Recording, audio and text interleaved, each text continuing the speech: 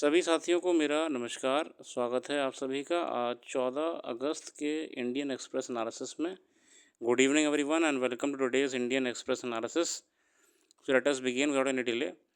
पहले पेज पे बांग्लादेश की खबर है जो कि हमारे लिए भी किसी काम की नहीं है। इसके अलावा कोलकाता में हुए RGKR मेडिकल कॉलेज को लेकर एक अ, बेहतर खबर है कि हाईकोर्ट ने केस कोलकाता गवर्नमेंट या कोलकाता पुलिस से हटा के CBI को सौंप दिया है, क्योंकि कोलकाता पुलिस पर बहुत आरोप लगाए जा रहे थे कि वो जिस हिसाब से इन्वेस्टिगेशन कर रहे हैं, लगता नहीं कि वो चाहते हैं कल्प्रेट्स को जेल पहुंचाना और किसी को फेवर पहुंचाने का ज़्यादा प्रयास कर रहे थे। इवन एविडेंस टैंपरिंग तक के आरोप लगाए जा रहे हैं सोशल मीडिया के हिसाब से। फिलहाल कोलकाता हाईकोर्ट ने इस केस को संज्ञान में लेते हुए CBI को तत्काल प्रभाव से केस सौंप दिया है। हाईकोर्ट ने करा है, गवर्नमेंट ने नहीं करा है। गवर्नमेंट तो इस प्रयास में थी कि वो संडे के बाद हैंड ओवर करती, वो भी गवर्नमेंट ने सिर्फ कहा था। मगर हाईकोर्ट ने कहा कि अगर ये केस गवर्नमेंट के पास और रहा, तो हाईकोर्ट ने नहीं कहा, जो वकील थे जिन लोगों ने पिटीशन करी थी, उनका ये कहना था कि गवर्नमेंट के पास अगर ये केस और रहा तो जिस हिसाब से मजाक बना दिया है इन्वेस्टिगेशन का, ये केस पूरा का पूरा कॉम्प्रोमाइज़ हो सकता है। तो हाईकोर्ट ने संज्ञान में लेते हुए CBI को सौंप दिया। इसके अलावा हम आगे बढ़ेंगे अपने आर्टिकल्स की ओर। आज के आर्टिकल्स में बात करी है कीप सोशल पीस, ये बांग्लादेश को लेके है। एक कमेंट्री है तो इसमें मत जाइए आप, अभी ये कमेंट्रीज आती रहेंगी, हम एग्ज़ाम पॉइंट ऑफ व्यू से ही बात करेंगे। अगला है कोलकाता में हुए इंसिडेंट को लेके, failing her protest against rape and murder of a doctor in Kolkata point to चार्ज between intent and outcome on women safety. और इस घटना से अभी भी वुमेन सेफ्टी बहुत बड़ा क्वेश्चन मार्क पे है। वुमेन सेफ्टी भी क्वेश्चन मार्क पे है। इसके साथ ही साथ इस समय इस इंसिडेंट से कुछ बातें और निकल के आ रही हैं कि मेडिकल फ्रेटर्निटी में मेडिकल स्टूडेंट्स के साथ बिल्कुल भी अच्छा व्यवहार नहीं करा जा रहा है। जो रेजिडेंट डॉक्टर्स होते हैं, मेडिकल स्टूडेंट्स होते हैं, उनको ओवर टाइम ज़रूरत से ज़्यादा हॉस्पिटल में काम करवाया जा रहा है। उनके साथ हॉस्पिटल में अच्छा व्यवहार नहीं करा जाता है। उनके रहने ठहरने का इंतज़ाम बिल्कुल भी सही से नहीं होता है। लंबी ड्यूटीज़ होने के बाद भी उन्हें चैन से आराम करने के लिए कोई जगह भी नहीं मिलती है जहाँ पे वो आराम कर सकें। एक इनह्यूमन कंडीशंस के रूप में आप समझ सकते हैं। पहली बात तो लॉन्ग लॉन्ग शिफ्ट्स में काम कराया जाता है और उसके बाद ऐसी घटनाएं होके आ रही हैं, तो वुमेन सेफ्टी तो बिल्कुल ताक पे रख दी गई है। और आए दिन दुर्घटनाएं, ऐसी ऐसी घटनाएं सामने आ रही हैं, वो भी दिल्ली जैसे राजधानी में, जिससे कि मरीजों द्वारा डॉक्टर को पीटा जाता है, उन्हें मारा जाता है। राम मनोहर लोहिया जैसे बड़े अस्पताल में दिल्ली के कल की घटना हुई है, जिसमें डॉक्टर्स पे हमला करा गया है ना। कुछ घटनाएं तो अखबारों में कभी आ भी नहीं पाती, मगर ये डेली हो रही हैं। वापस से आर्टिकल पे आएंगे। A trainee doctor walks into a seminar room after 36 hours shift to rest, the only place available in the absence of duty room. The next morning, she is found dead, her body bearing marks of grievous sexual assault. A junior nurse finishes her shift and goes to change. She is sexually assaulted and choked nearly to death. She lives for 41 excruciating years afterwards in a vegetative state. Separated by decades and cities, the fate of these two women, 31-year-old doctor in Kolkata state run RG Kar Medical College was found dead on August 9, and Aruna Shanbag as assaulted in November 1973 in Mumbai के AM hospital. असल में जो editor लेखक ने हमें दो घटनाओं को लेके चिंता जताई है। एक इंसिडेंट जो हम सबको याद है, दुखद इंसिडेंट था, दुर्घट एक अरुणा शानबाग जी का था, मुंबई का। और इनके बाद जो बिल्कुल लाइमलाइट में आ गया है वो है RG कार मेडिकल कॉलेज वाला। एक 1973 में था, एक 2024 में है। इस पूरे टाइम गैप में ऐसा लगता है कि कुछ नहीं बदला है। पहले भी असुरक्षित थी महिलाएं, मेडिकल प्रोफेशनल्स, और अभी भी हैं। The larger failure is the chasm between intention and outcome when it comes to women's safety. मतलब कहने में, कथनी और करने में बहुत फ़र्क है। Promises made in the aftermath of the horrific December 16 gang rape incident in 2012 have largely been reduced to a lip service। और निर्भया इंसिडेंट के बाद जो लोगों ने उम्मीद करी थी कि भैया अब तो 2012 में जो निर्भया गैंग रेप हुआ था, अब नियम ऐसे बनाए जाएंगे कि रूह काँप जाएगी अपराधियों की, मगर वर्तमान में तो ये दिखाई दे रहा है कि निर्भया का घटना के बाद सरकार का जो रुख अपनाया गया है और जो मैसेज समाज में गया है, उससे कुछ नहीं बदला है और सिर्फ बातें कहने के लिए रह गई हैं।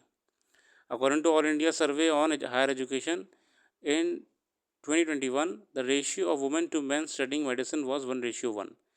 In nursing, there were 310 women for every 100 men. Yet implementation of sexual harassment at workplace, जो पॉश नियम होते हैं ना, posh sexual harassment work place के नियम होते हैं, वो अभी तक लागू प्रॉपरली नहीं हो पाए हैं। अच्छा, इन घटनाओं के बीच में एक और मन पॉश की बात हो ही गई है। ये क्या होता है असल में? पॉश एक कानून है। ये है sexual harassment at work place को लेकर, sexual harassment at work place को लेकर ये कानून लाया गया। अब मैं मेडिकल प्रोफेशनल्स की बात हो रही है तो एक कई इंसिडेंट ऐसे आए हैं जिसमें मेडिकल स्टूडेंट्स ने प्रोफेसर्स पे आरोप लगाए हैं कि वो नंबर देने के नाम पे और अच्छे रिकमेंडेशंस देने के नाम पे महिला जूनियर डॉक्टर से फेवर्स मांगते हैं।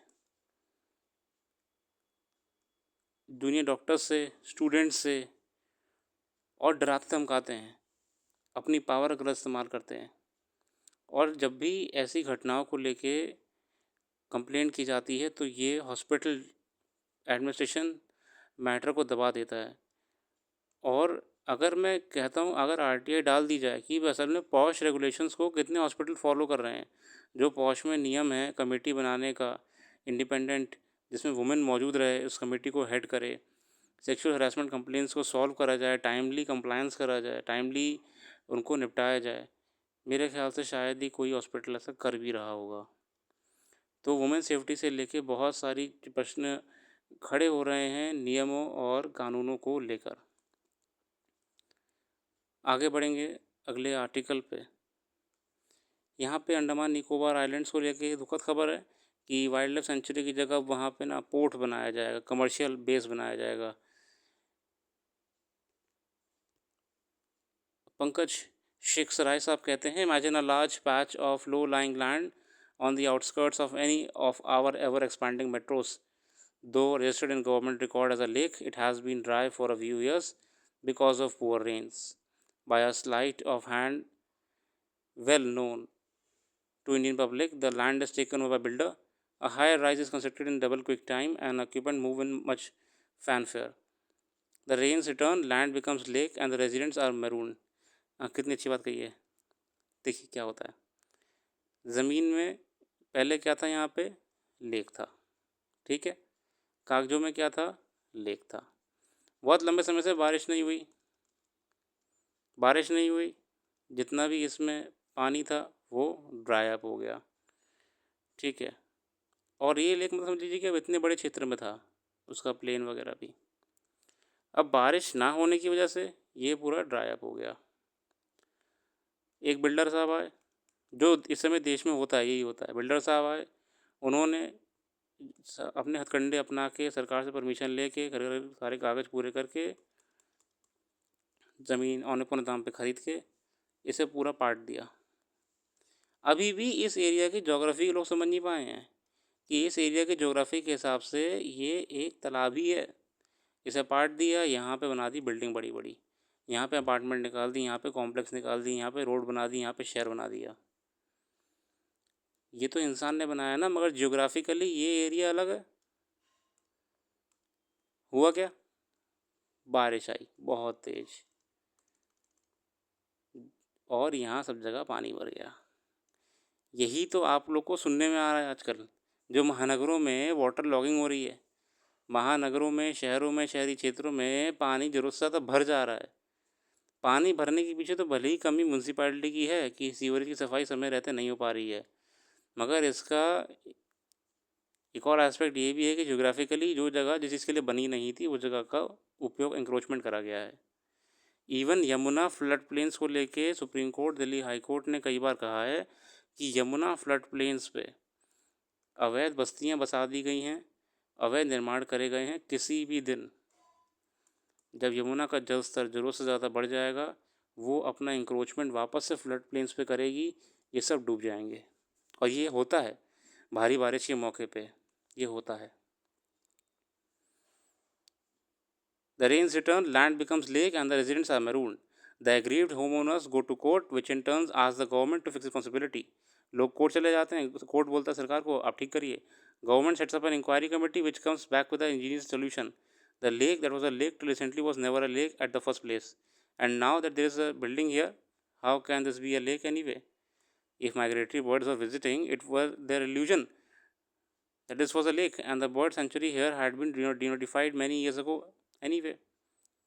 A farce. मतलब कितनी सही बात कही है। Much bigger than this has just been played out in the Great Nicobar island. मतलब ये तो छोटी सी घटना बताई है ऐसी। ग्रेट निकोबार आइलैंड में इससे बड़ा इंसिडेंट है ये। As report by the news paper, Nicobar port plan flagged in a non go zone earlier. पर्यावरण नियमों को ताक में रखते हुए ग्रेट निकोबार आइलैंड्स पर निर्माण करे जा रहे हैं। The first, a category of land labeled by Indian law as a coastal regulation zone (CRZ1A), and a second, the environmental clearance granted by the Ministry of Environment and Forest and Climate Change to a rupees 42,000 crore transshipment port in Great Nicobar Islands, Galathea bay. Great Nicobar islands पे जो कि ecologically sensitive है, ecological conservation करना जरूरी है, वहाँ पे एक कमर्शियल पोर्ट बनाने का प्रयास करा जा रहा है। Coastal areas are notified as protected areas with mangroves, corals, turtles, nesting beaches, seagrass beds, and nesting grounds of birds, among others, are included in CRZ1A. अगर हम इस कैटेगरी की बात करें CRZ1A, तो इसमें बेसिकली ना ये कंजर्वेशन वाली चीज़ें आ जाती हैं, जो कि ग्रेट निकोबार आइलैंड है। गलीथिया बे का नाम यहाँ पे आ रहा है। The project site is also has coral colonies and mangroves as mentioned in the project environment impact assessment report. EIA की बात हो रही है, environment impact assessment report, that joining coastal forest have important nesting sites of the endemic Nicobar megapode. It was to conserve the richness and diversity that Galitha Bay was proposed 1997 as a wildlife sanctuary. और 1997 में इसको wild life century घोषित करा गया था, मगर अब उसको गवर्नमेंट ने पूरा क्लियरेंस देके एक ट्रांसशिपमेंट बोर्ड बनाने की बात कर दी है। ये मैटर एनजीटी में भी गया था, एनजीटी ने अपॉइंट कर दी हाई पावर्ड कमेटी, मगर जिस हिसाब से अब इसमें काम शुरू होने वाला है, वो वाइल्ड लाइफ सेंचुरी डिस्ट्रॉय हो जाएगी। The turtles still nest here, the mangroves still stand, the megapods still forage and breed here, and 20,000 coral colonies still flourish in the adjoining waters. This is still CRZ1A, but now that the port has been approved, this cannot be 1A. It should never be 1A in the first place. The cart was unfortunately before the horse all along, but it has been corrected now. अब सरकार ने कह दिया भैया ये तो है ही नहीं, coastal regulation zone 1A category में आता ही नहीं है। फिलहाल यहाँ पे कमिंग टू द पॉइंट्स, क्या हमारे निकल के आ रहा है, इसमें आपके लिए इंपॉर्टेंट है, आप अध्ययन करिएगा। What is environmental impact assessment, what is CRZ coastal regulation zones, what is wild life sanctuary, और अंडमान निकोबार आइलैंड में क्या है स्थिति वाइल्ड लाइफ सेंचुरीज़ की, वाइल्ड लाइफ कंजर्वेशन की, और कौन सी स्पीशीज़ यहाँ पे एंडेमिक हैं, यहाँ की लोकल हैं और इम्पोर्टेंट भी हैं। ये पॉइंट्स आपके सामने प्रस्तुत हुए हैं। Moving on to the explain page, DDoS attack खबर में आ गया है। क्या होता है DDoS attack? A denial of service attack simply means that a website or any other online service cannot be accessed because it has been target of attacks from a malicious actor. This is done by directing many users towards an online server simultaneously to flood it. It results in slow page loading times or stoppage in internet services. Computers connect to the internet and one another through a unique internet protocol address assigned to each device. The data within the exchange is divided into smaller chunks called packets. फला फला। कहना क्या चाह रहे हैं? आसान भाषा में जो डीडॉस अटैक होता है उसमें जो हैकर होते हैं, ठीक है, हैकर अपने टेक्नोलॉजी के माध्यम से सर्वर पे इतना सारा लोड डाल देते हैं, multiple users, dummy users create करके, कि सर्वर्स क्रैश हो जाते हैं। और जो असली यूज़र होता है, जो सर्विस लेने का प्रयास कर रहा होता है, वो इस ट्रैफिक जाम में फंस जाता है और उसे वो सर्विस मिल ही नहीं पाती है, ठीक है। DDoS attack. एक्स जो कि ट्विटर था पहले, इस पे डीडॉस अटैक हुआ है। और ये अटैक अभी इससे पहले माइक्रोसॉफ्ट से संबंधित एक कंपनी थी एज्योर, इसके सर्वर पे भी कराया गया।